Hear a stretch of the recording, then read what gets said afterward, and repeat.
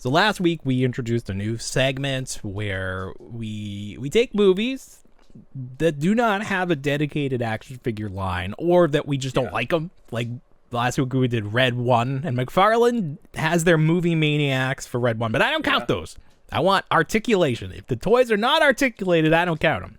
I just want my time back from watching that damn movie. But okay. You didn't enjoy it? It's not a Christmas classic in your house? After I got done with the show that week, my kid was having trouble going to sleep, and I was under the premise that it had a degree of beasts in it that would satiate his interest, and it didn't. It didn't. First of all, but just the overall concept of that stupid movie, garbage. It was pretty garbagey, but if you were playing Fortnite the whole time like I was, it was passable. Okay. So that's my recommendation if you're gonna watch it.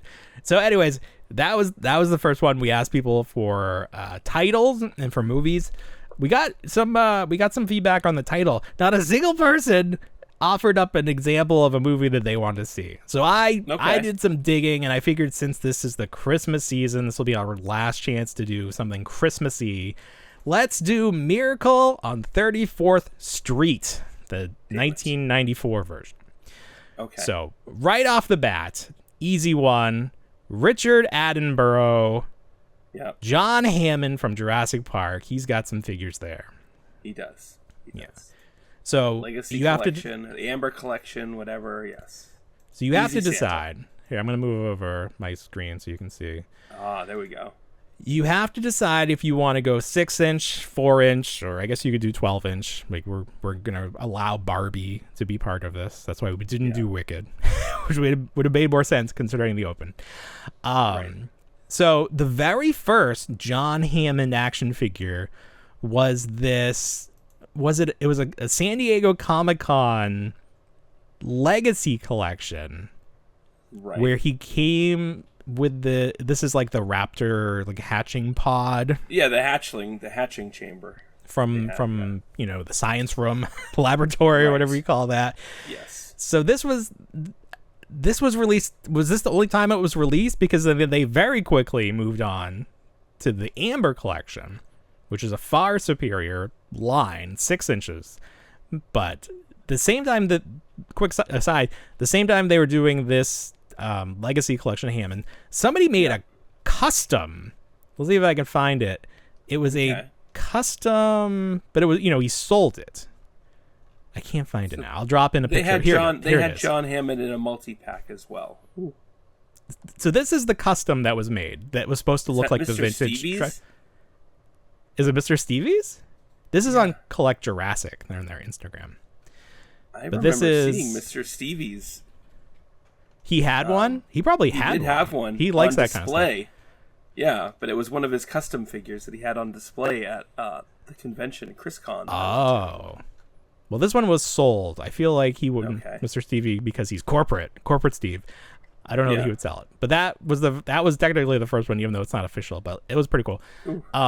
For me, the Hammond collection one cannot be beat. Just a great figure. 2 heads, cane, super articulation. Even came with the baby raptor that he could hold. Yep. Love it. I remember posing it, making it look like he was going to eat the raptor. Oh, so many fun things.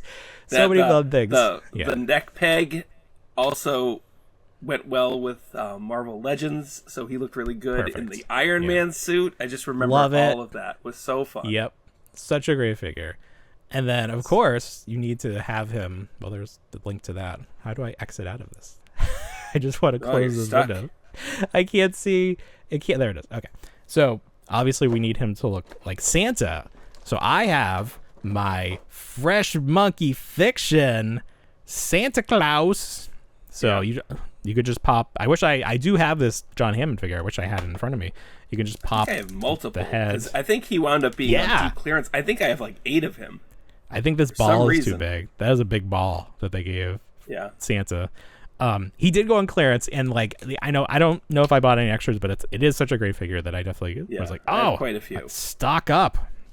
So just get your Fresh Monkey Fiction, get your John Hammond, and you have your perfect Santa Claus, Kris Kringle. Is that what they call him in the movie? Yeah, he's Kris Kringle in that one. He's Kris Kringle. That's his official. And then there's this is the Hammond collection. John Hammond. He comes with ice cream, and a scoop, but not as much fun as the 6-inch. So that's easy. That's easy enough. The other character in this movie that has an action figure, Elizabeth Perkins. And can you tell me what line her figure is from? I can. Okay. But it's because you spoiled it for me. Oh, you wouldn't have known otherwise? I wouldn't have known otherwise. That would have taken all my brain power. There you go. So she played Wilma Flintstone in the live action Flintstones movie, and she got an action figure. And it's pretty good. I mean, I think these figures are great. It's like... Yeah, you've told me in the past you love these figures. They're just like... The likenesses are very solid, and the heads are like slightly like ballooned. So it's like a very fun look. Like, I think this would be a fun, like, you know, like Pops or a certain style. Like, this would be a fun style to bring back and make new toys in the style. Oh, sure. So you got her... Now, I think that's pretty much it. I don't know that any of it... There's no Dylan McDermott figure, but no. Here's a new wrinkle to this game. Actors who should have action figures and the role they should have the action figure for. Yeah. So I'm going to go Robert Prosky, or Prosky. He plays the judge who declares that Santa is real.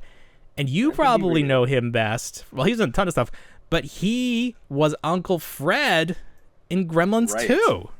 Yes. So he looks like the Munsters character. Right, and for the longest time, I actually thought he was just the actor that played Grandpa Munster. That was how I spent my childhood thinking that in the 90s. There you go. Grandpa Fred. What did I say? Uncle Fred? Grandpa Fred. There definitely needs to be a Grandpa Fred.